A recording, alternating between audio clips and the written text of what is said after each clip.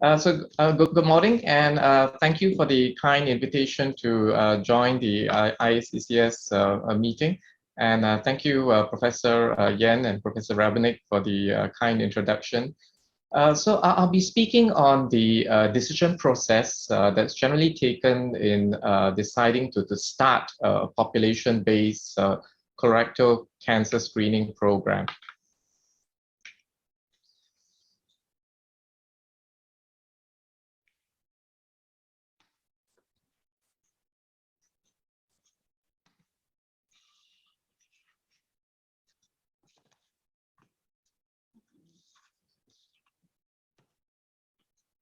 Sorry, there's sorry,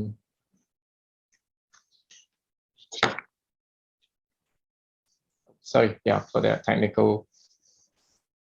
This will be the outline for the talk.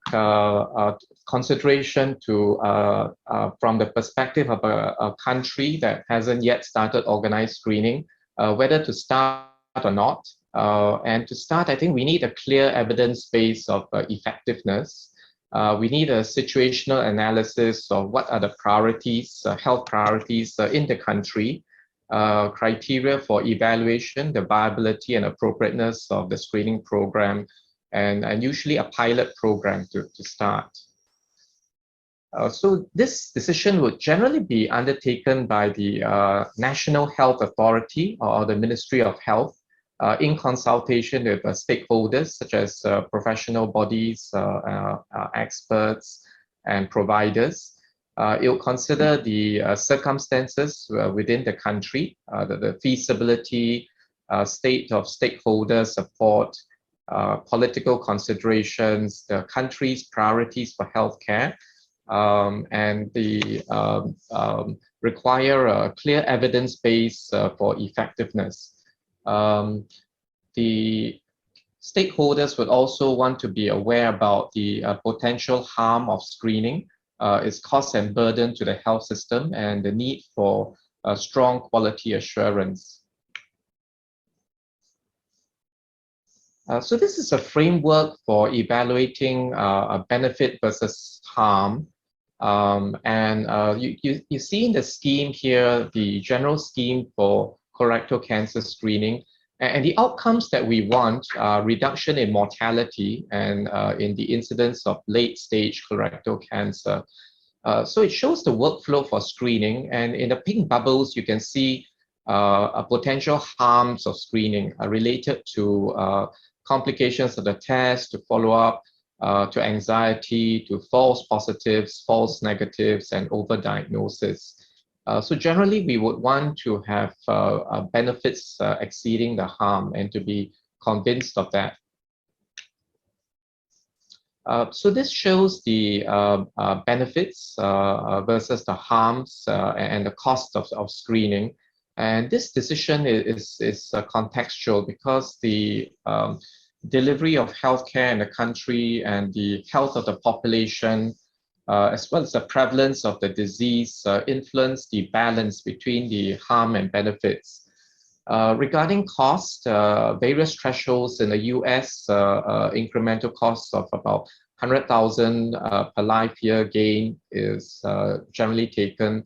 In the UK, it's about 20,000 per quality adjusted life year. The WHO has suggested cost effectiveness thresholds about 1 to 3 times the GDP of the country. So this will be clearly different and contextualized to the country and the health system.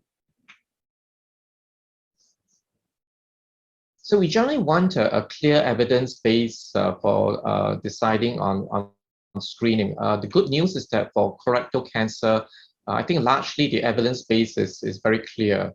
So by effectiveness, we refer to the ability of the screening test to identify colorectal cancer, ability of treatment to achieve a favorable outcome, and the accuracy of the test. So I think in the preceding talks, we've heard a good, clear base of evidence for screening for colorectal cancer using the standard population-based approach of FIT screening followed by colonoscopy. And I think we have a good evidence based on the randomized control trials which show reduction of colorectal cancer specific mortality of up to 22%. And we've heard the evidence from Asian countries as well. In Taiwan, I think very strong evidence and a very well conducted screening program where the uptake rate is about 56%. And in this large-scale population-based screening, mortality reduction of 40% from colorectal cancer was observed and reported. So I think that's really an excellent outcome and a very well-organized program. Also in Korea, there is evidence that the 5-year survival rate for colorectal cancers improved between the periods of 1996 to 2000 to the period of 2011 to 2015 from 58 to 75%. So that I think is also a good evidence for the positive effect of screening. And from Europe, this study reporting various countries in Europe where the mortality reduction for colorectal cancer varied between 8 to 36%. So all told, I think we have a broad base of evidence that screening program for colorectal cancer is effective in reducing mortality. So we go on to situation analysis. We based on the evidence-based assessment of the current health system and consideration of whether screening is an appropriate investment compared to other alternative strategies such as early detection programs. So in this situation analysis, which will need to be contextualized to the specific country, it will consider what are the important health priorities in the country, the hierarchy of health needs, whether it is infectious disease or whether it's chronic disease, making up the major burden of morbidities in the countries.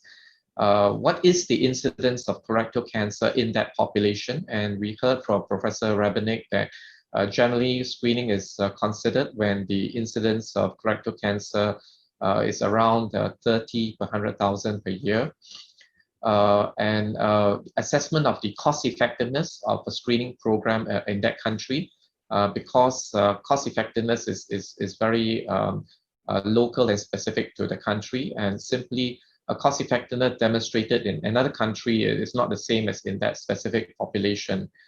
What is the readiness of the local health system, its resources, and the capacity to manage the outcome of investigations, whether there is a capacity for colonoscopies and the treatments that the screening would generate. So these are all summarized in that screening program WHO guide that I quote here, and important vital considerations in deciding whether or not to start a screening program. So in terms of criteria for appraising the viability and appropriateness of screening program, there is an example from Public Health England. For colorectal cancer, I think we can safely conclude that the tests using FIT screening intervention and the screening program implementation, as was covered in the first talk in this morning's symposium, adequately satisfies the needs for a well-designed screening, high-quality screening program. Lastly, I think Professor Ratnick also described that in the consideration, preparation, and piloting of a screening program, generally, if the decision is to consider and start a screening program, you want to start a pilot first in the country. And I show an example here of the Dutch program, where between about 7 or 8 years before the start of the screening program, I think the Dutch national screening program started in 2014, but from about 2007 to 2010, there were a series of pilots that were run in the Netherlands, They published a lot of high quality papers on this, and this is one of them. It described a screening pilot for colorectal cancer, a randomized trial comparing guide-based screening, immunochemical screening, and flexible sigmoidoscopy. And the study demonstrated a much superior participation and detection rate for FIT. And therefore, in the national program that commenced in 2014, FIT was selected as the national screening test. So I think I'll conclude here. Whether or not to start and organize a population-based screening program for colorectal cancer is a major and complex decision that's best undertaken by the National Health Authority or the Ministry of Health in the country in consultation with stakeholders, providers, professional bodies in the country. And the major considerations will relate to the health priorities, the hierarchy of needs in the health system, incidence of colorectal cancer, cost effectiveness, consideration of harms of screening, readiness of the health system, resources and capacity. And these decisions need to be taken on a country-specific basis, respecting the national priorities, the health needs of that population, and the organization and capacity of the health system. And certainly advice and assistance is available from international networks such as IACCS and from countries with established screening programs. So thank you very much for your attention. I look forward to more discussion.